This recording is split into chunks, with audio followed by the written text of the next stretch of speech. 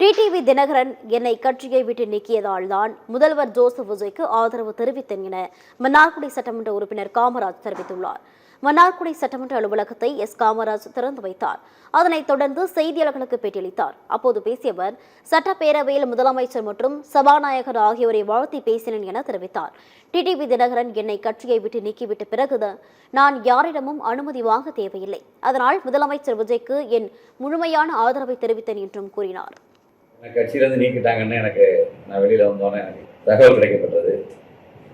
அதனால் நான் யார்கிட்டையும் அனுமதி வாங்கணும்னு அவசியம் இல்லை. ஏன்னா கட்சியை விட்டு நீக்கிறது பிறகு நான் யார்கிட்டையும் போய் அனுமதி வாங்கணும் அப்படிங்கிற அவசியம் இல்லை.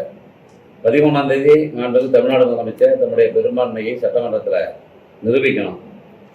அப்படி ஒரு வாய்ப்பு வரும்போது நான் தான் எந்த கட்சியிலையும் இல்லையே, கட்டுப்பாடு கிடையாது. அதனால் தமிழ்நாடு முதலமைச்சர் திரு ஜோசப் விஜய் அவர்களுக்கு எனது வாழ்த்துக்களை, எனது ஆதரவை நான் தெரிவித்துக் கொண்டேன். இது தவறும் இல்லை என்று நான் நினைக்கிறேன்.